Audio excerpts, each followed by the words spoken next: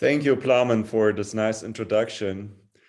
The pleasure is, of course, on my side, and I have to say your academic progress and steps are no longer that humble, and it has really been a privilege to start working with you first as a supervisor. Now I see myself on a par, just as a colleague, and as a very steep learning curve, one of the steepest learning curves I have seen in academia. So you can be proud of that for sure. I'm so In happy a to hear that sense, from you. in a sense, as we say in German, I'm decorating myself with foreign feathers, so to speak, because the slides you will see and then the graphics have all been produced by Plamen, and there are at least two more people who are more capable to give this presentation than I am, which would be Michael and Misho, who are co-authors with me and Plamen on that paper. Let me also, as a precaution, alert you, I will not change the slides for a while, so you will just see this one here. But don't get irritated about that, because I'm starting out with a couple of axiomatic premises I want to mention before I go into the empirical details of our study. So my point of departure is strongly influenced by the writings of E.O. Wilson on the cooperative nature of human beings, and also Bowles and Gintis, who have published a book 5 or 6 years ago, actually, under the title A Cooperative Species. What is this supposed to say? This is important because we need to understand that everything humans can achieve is based on our teamwork. That starts from whale hunting to mammoth hunting to whatever got us on top of the food chain on this planet is based on our teamwork, which sheds a certain light on the idea of individualism. I might dig into this a little bit later as well. But I also want to mention or shed a light a little bit on what behavioral economics has found out more and more. We all know that classic liberal and neoliberal economics starts from a certain view of human nature, which is the selfishness and benefit maximizing nature that supposedly guides human behavior. Behavioral economics, experimental economics has disproven this again and again and again. And it is very clear right now when we look into the cooperation games, dictator games, ultimatum game, whatever we look at, people never behave as classic economics predicts. No one acts like a benefit maximizer. So what is guiding humans mostly is their imagined reputation in the reference group in which they are acting. So people are doing everything to increase their reputation in the group in which they are acting, and they're also sacrificing material benefit in order to achieve that goal. And this relates also a little bit to what in the German context, Nölle Neumann, a famous communication researcher, called the statistical antenna. So people have a very good sense on where the caravan, where the mainstream, where the trend is moving. So people have a very strong sense of this. This is sort of a social sense that also makes us extremely susceptible to the normative pressure of our reference group. So people have this social sense, and kind of as a matter of, or as a result of evolution, we got these social feelings that are very strong in us, which include shame, which include guilt, which include pride, and which include empathy, and the sense of justice, of course, and fairness. So these are our social feelings, and those are driving our behavior much more strongly than immediate benefit calculations. And this is where the idea of central tendency of a group, which is a statistical concept, of course, the mean, the average and stuff. So the statistical tendency becomes very important because humans, by their social feelings, are enormously susceptible to the central tendency of the group. It's the normative pressure of the group, and people usually orientate themselves in their behavior and in their feelings and in their norms and what they believe towards where is the gravity center of the group that we consider as our reference group. That, of course, has also a lot to do with social identity, of which national identity is a central part. Also, unlike other like social insects, all species survival depends to some degree on how effective the species is in coordinating its members' activities, like in mating, warring, whatever. The social insects solve this problem by genetically programming certain subspecies to a certain task. So drones in a beehive do certain things, and the queen in a beehive does certain things because the member is genetically programmed to do that. With intelligent beings, the coordination problem has to solve in a different way because they cannot be genetically programmed. So we are not genetically programmed to our social roles. We are socialized into these social roles. So we have to learn them. This is a matter of socialization and acculturation that becomes very important to solve the coordination problem of a mass of individual members in among an intelligent species. And that again, part of this, why this has been successfully solved in our evolution, is to make us susceptible to where the central tendency, the gravity center of our group is going. And the nation is just one of those gravity centers, or one of those possible reference groups to which we could refer. We could also refer to ethnicity, to family, to social class, to people of the same religion, the same denomination, people the same level of education, and so on and so forth. So there's different groupings to which we can refer, and most people have multiple social identities and not just one.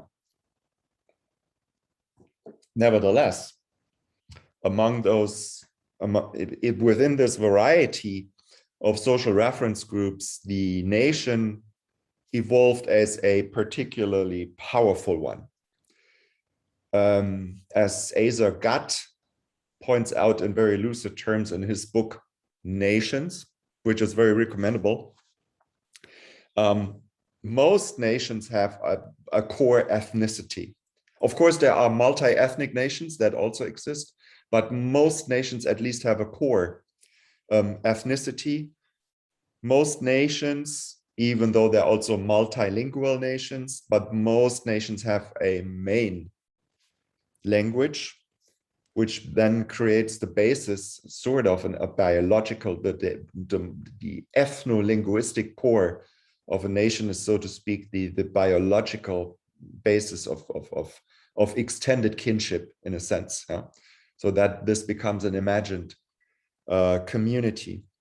So ethno-linguistic core is one thing as a basis of social identity.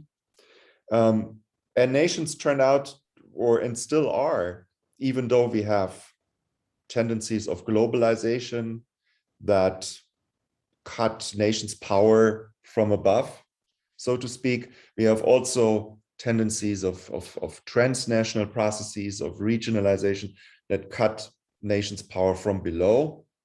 So there's other spatial unities or entities that kind of compete with the nation, but still today, the nation is the only sovereign power. There's a monopoly of violence, to speak with Max Weber, that is to the nation and not to supranational entities. The United Nations don't have a policing force, for instance.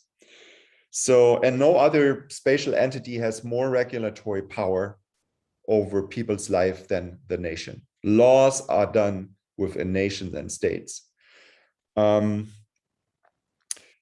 So, in fact, I think we pointed that out in our paper. We can use three different terms. We can talk about nations, we can talk about states, and we can talk about countries. But they're all about the same thing. Countries are the territorial base of nations. States are the organizational, the institutional frame of nations, and nations itself are actually more a psychological category because it requires identity, national identity. And this is also why nations are powerful, because there is no other spatial entity that has more command over people's loyalty feelings than the nation. We even send people into war to sacrifice their life for the nation. There's hardly any other entity, maybe clans like mafia or so, can compete with that. But usually the nation has a grip on people's psychological loyalty, and that could not be the case without national identity feelings being that strong. So these are a couple of the axiomatic premises. One more I want to refer to, and this is very much based on a book by a brilliant book still today by Page and Shapiro, published in 1993 under the title The Rational Public. Here, they try to come to grips with what Max Kase once called the micro-macro puzzle in the social sciences. What does that mean? This goes back to one public opinion researcher from the American National Election Study, Philip Converse, who published in 1964 a famous article about where he coined the term non-attitudes. Non-attitudes. What does that mean?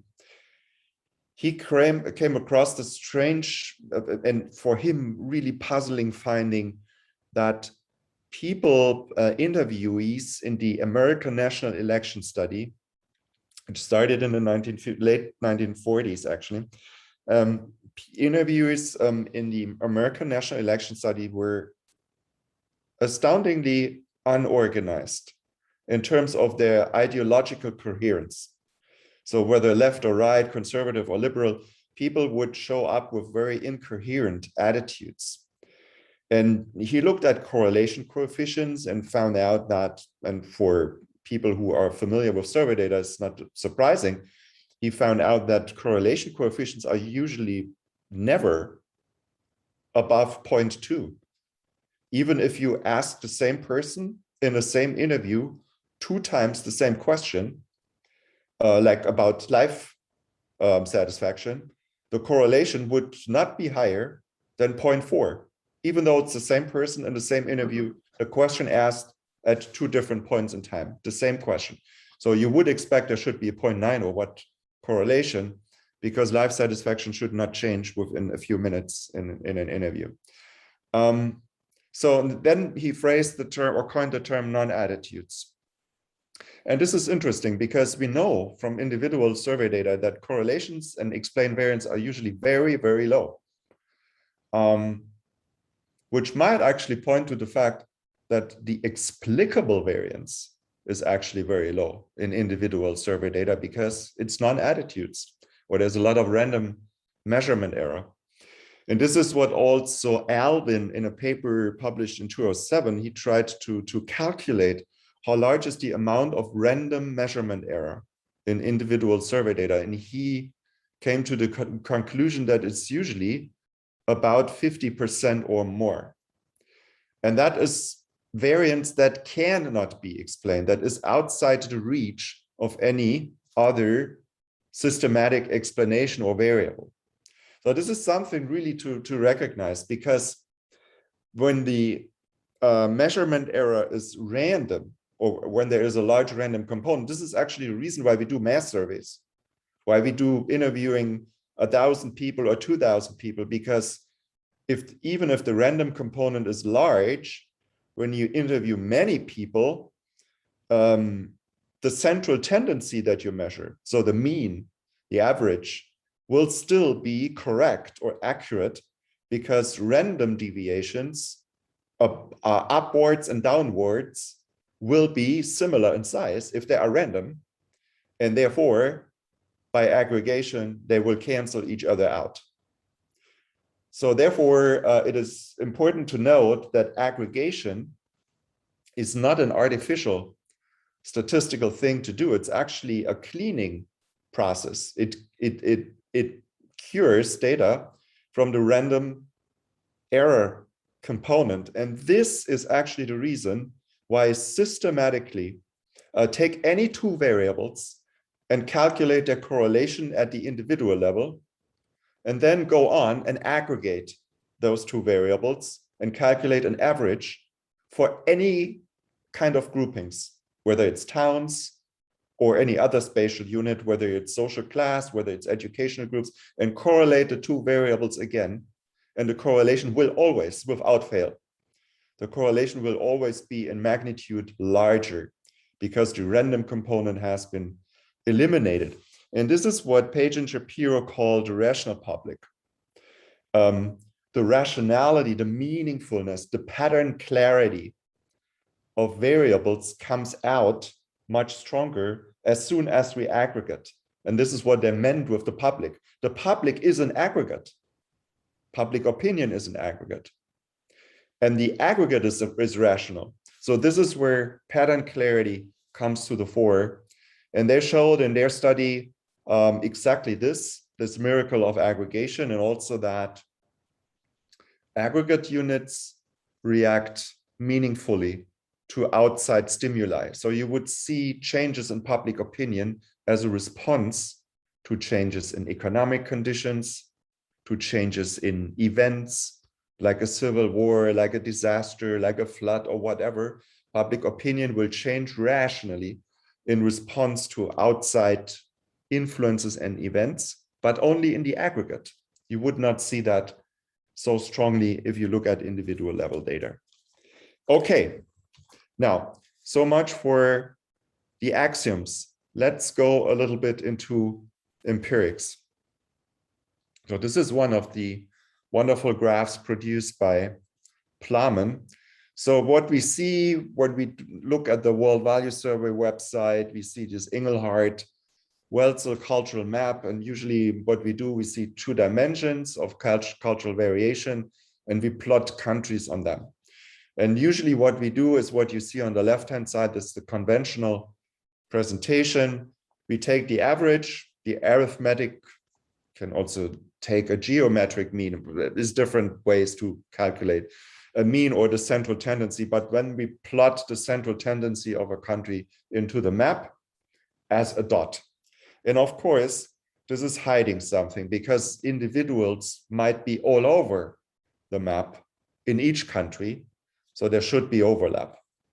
And our idea is to understand nations as gravitational fields is depicted in the right-hand diagram.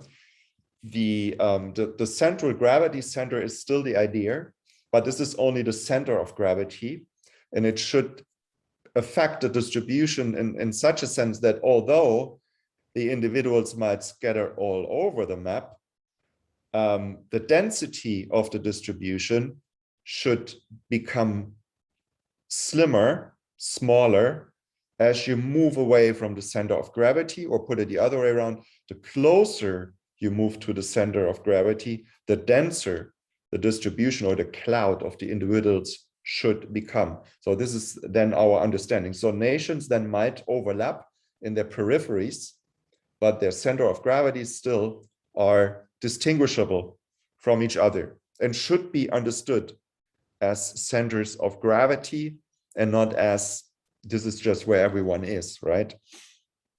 The next slide is an attempt to get this conceptual idea to depict it in data.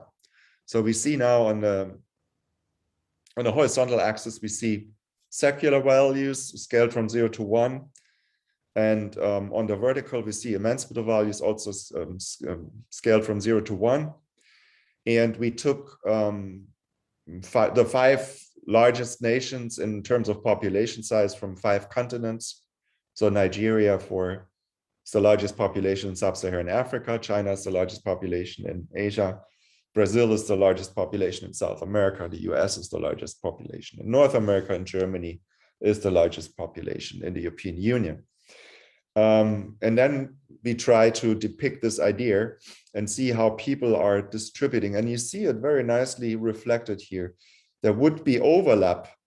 There are Germans on the left-hand side that are down in emancipative values, and to the right or to the left or wherever where a lot of Nigerians are also located. But most Germans are higher up and more to the left on the scale. And that reflects this center of gravity idea. So this seems indeed to be the case. Gravitational fields. Nah, not going over this. I'm going to this here. Now we can think of nation as a spatial unit or entity. And of course, we have supra-national spatial entities, which we call culture zones or civilizations or families of nation.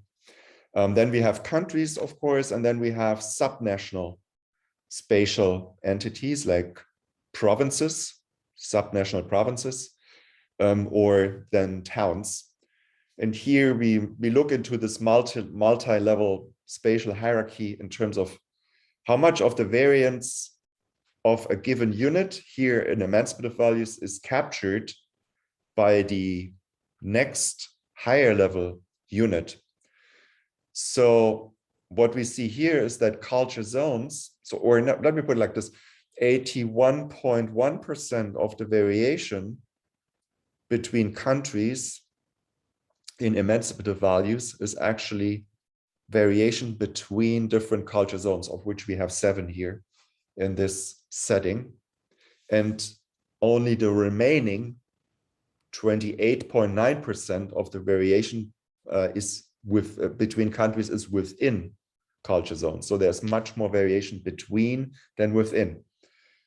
When we look at countries, how much of the variation in regions, so subnational regions or provinces, the variation of provinces that we have in the world, or the countries that we have covered, so we have covered in the setting 49 countries.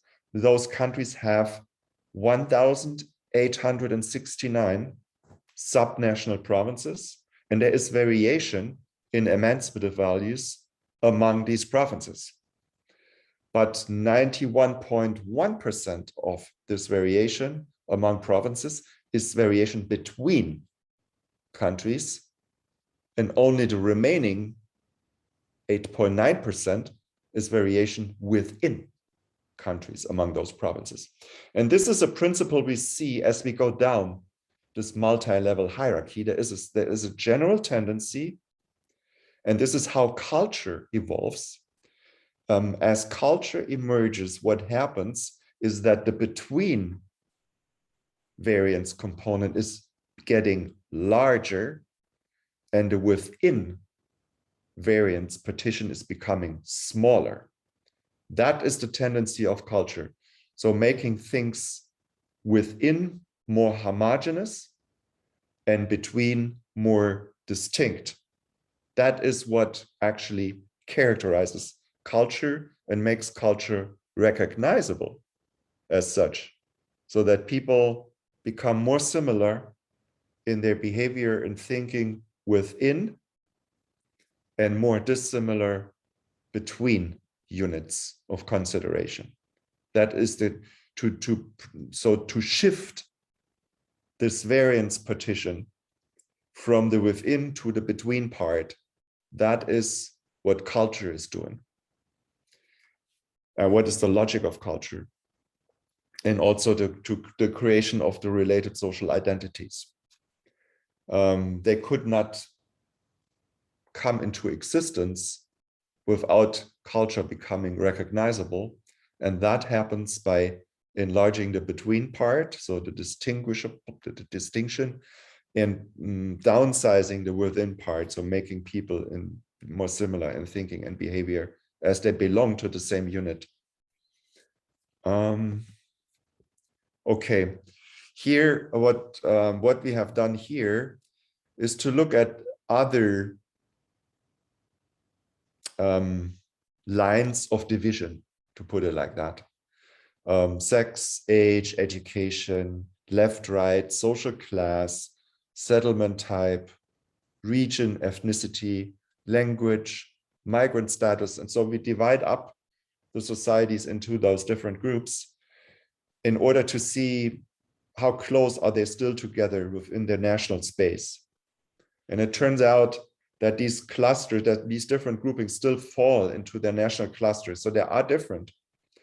And to the extent that the group which is doing better or better off or has more resources, so more educated people, more wealthy people, people with a higher social class,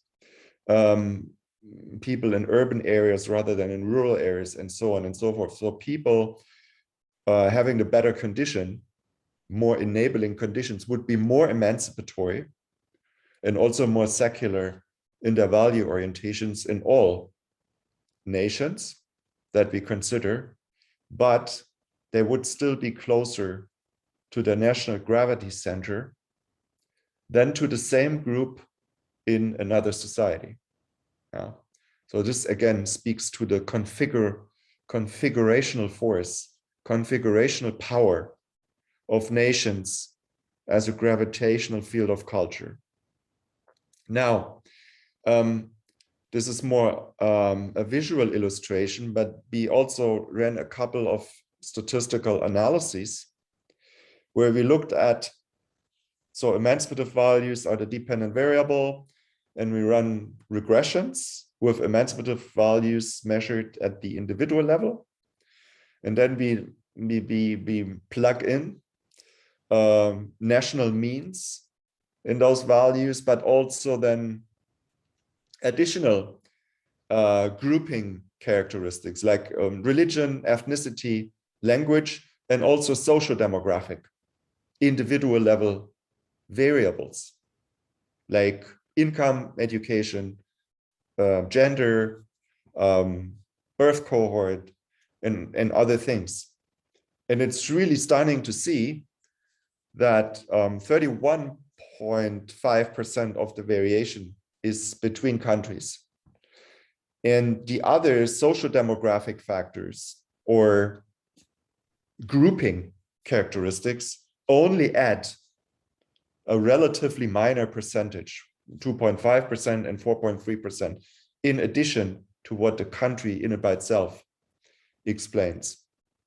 Most of the variance remains unexplained, but that should not concern us so much because, as I said before, there is a huge random component in that unexplained variance.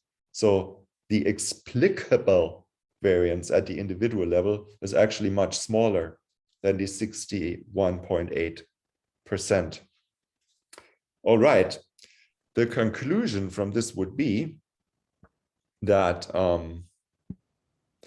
ecological analyses, so looking at relationships among aggregate units, it's still, even though it's often suspected, especially by psychologists who have obviously a natural focus on the individual. Therefore, ecological analyses are considered are encountered with some inherent suspicion. We would argue that suspicion is unjustified and that ecological analyses are legitimate in their very own right, especially if we want to come to grips with culture. Culture is, by definition, an aggregate, a collective phenomenon, and should be looked at from these aggregate macroscopic perspectives, preferably, yes, in a multi-level framework where we can, as we saw before, where we see or get a sense of this multi-level staggered hierarchy of spatial units And it's very worthwhile to go to this exercise and do this also with other variables than emancipative values, to see and partition the variation in terms of how much is captured by which spatial unit in this multi-level spatial hierarchy, and how much variation is captured by non-spatial grouping characteristics, like social class, like education, like income, gender, and so on and so forth, to get a more complete picture of variance partitions. We cannot do this without aggregation. So therefore, aggregation is an important way to look at things.